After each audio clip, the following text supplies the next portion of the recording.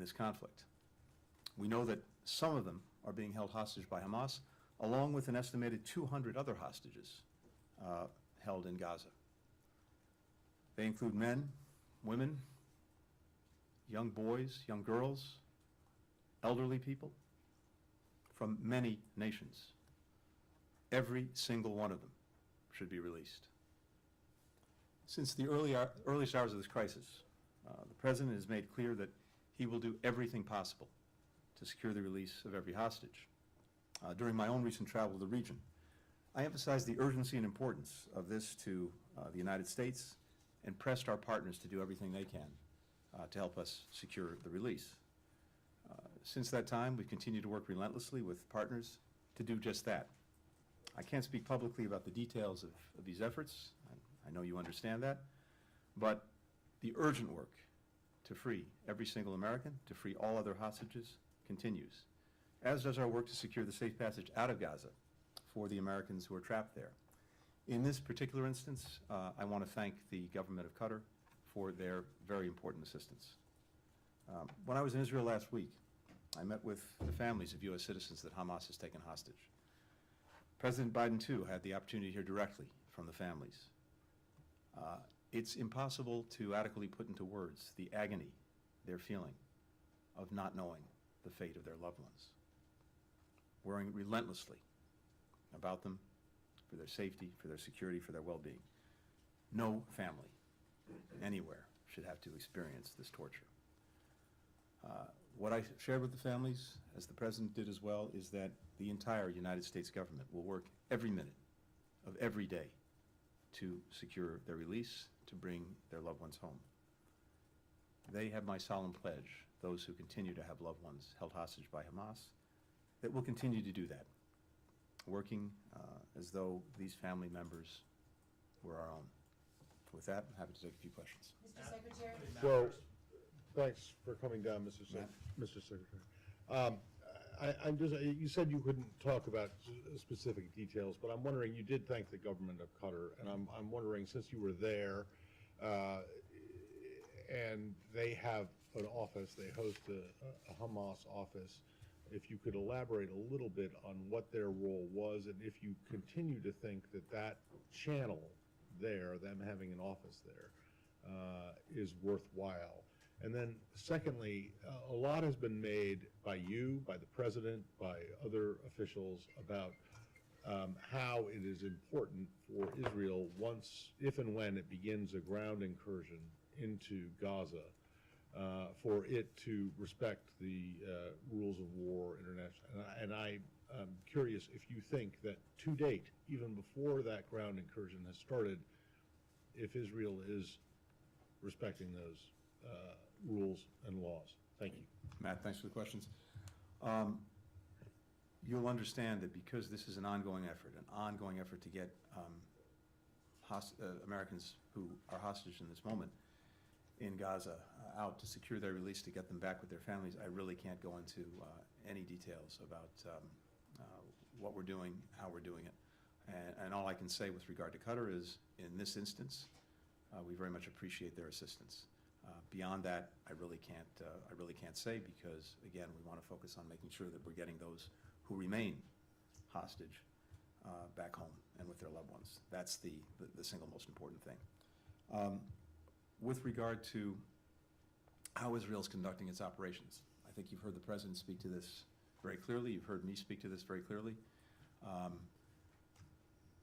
We've said, we believe strongly that Israel has not only the right but the obligation to defend itself against it's very hard to put into words, the nature, the barbarity of the attacks. And they really do have the obligation to defend themselves against it, to do whatever they can to try to make sure that this doesn't happen again. But we've been very clear as well that the way Israel does this matters, and in particular, it's important that operations be conducted in accordance with international law, humanitarian law, the law of war, as applicable, and that everything be done to minimize the loss of civilian life. And we continue to focus on that, just as we're also focusing on getting assistance into people in Gaza who need it. There will be plenty of time to make assessments about how these operations were conducted, but I can just say for the part of the United States that this continues to be important to us.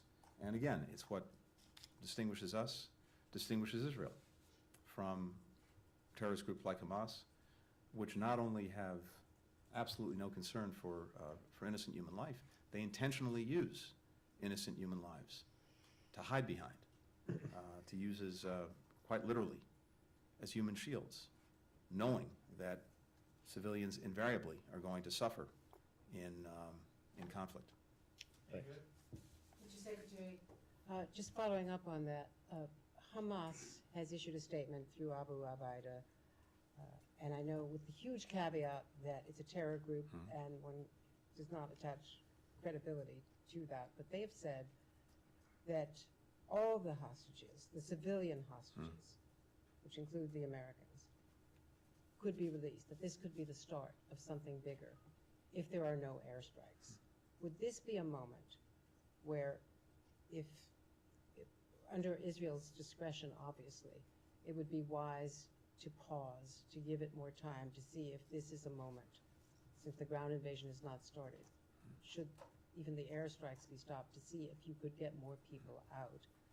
And it was notable, without going into details, that in the president's statement he said, he expressed his thanks to Israel, to Qatar rather, in partnership with Israel.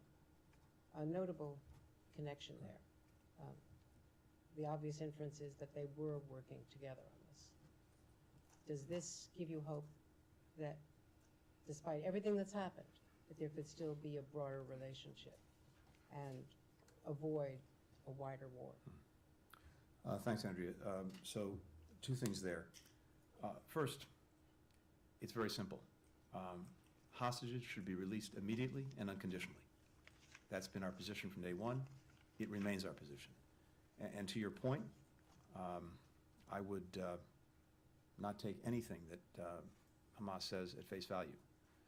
I'm not sure anyone in this room would take at face value or report something that ISIS had said.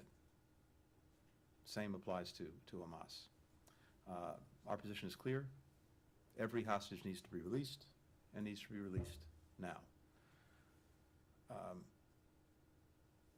There is no doubt from my own travels in the region that one of the important things throughout this this very difficult period, and since the unconscionable attack by Hamas, is to continue to find ways for countries to cooperate, coordinate, when it's in their interest to do so.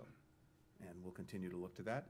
Any cooperation that we can elicit that facilitates the release of hostages, any cooperation that we can elicit that secures the provision of humanitarian assistance to the men, women, and children in Gaza who so desperately need it. We work on that every day. And I think we can say that we've seen some of that cooperation. The broader question, though, I think is usually important, because what's abundantly clear is the vast majority of countries, the vast majority of people want the same thing.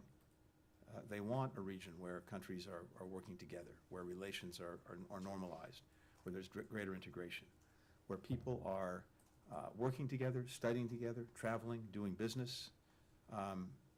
Overwhelming majority of people want that. And we want to see as well the rights and aspirations of the Palestinian people fulfilled in the context of that kind of region. And that's one vision, and it remains very much alive in every conversation that I had. The alternative is equally clear, and it's very stark. It's Hamas, it's Hezbollah, it's Iran. It's destruction, it's death, it's terrorism, it's darkness. So the more we are able to make real that first vision, the more I'm convinced that that's the vision that everyone, or virtually everyone, will subscribe to. So even as we are working through this challenge, this crisis, it's important to keep that vision alive, because it's important that people know that there is an alternative, and that everything that they hope for and that they aspire to is going to be best addressed through what I've just described, that first vision. We'll continue to do that. Jennifer? Thanks, Mr. Secretary. What can you tell us about the condition of these 2 Americans who have been released? What is their health status? And do you have any details on the condition of the Americans who are being held hostage? Have you seen any proof of life on them? And then on the Rafah crossing, what is the holdup in operationalizing this deal? And will we see it open this weekend? I can't speak to the condition of the 2 hostages who were just released. First, out of respect for their privacy. Second, because we haven't had a chance yet, maybe it's happening as we speak, to get our own team in there to see them, to evaluate them, and most importantly, to reunite them with their loved ones. So I'm sure that'll come out in the hours, certainly the days ahead, but I don't have anything for you on that now. Nor do I have anything for you on the status of or condition of Americans who continue to be held by Hamas. With regard to the Rafah crossing, as you know, when some of us were traveling together in the region over the past week, getting assistance moving was among my top priorities. And we worked very hard with the government of Israel, the government of Egypt, to do just that. And we secured an understanding that we would develop a plan to move assistance. That understanding was cemented by President Biden when he was in Israel and also speaking to President al-Sisi of Egypt. In the time since, we've been working relentlessly with Ambassador David Satterfield on the ground, working with the United Nations, with Egypt, with Israel, to put that into motion. And my expectation is that you'll see that moving soon. Thank you. Thanks, everyone. Thank you. Bombing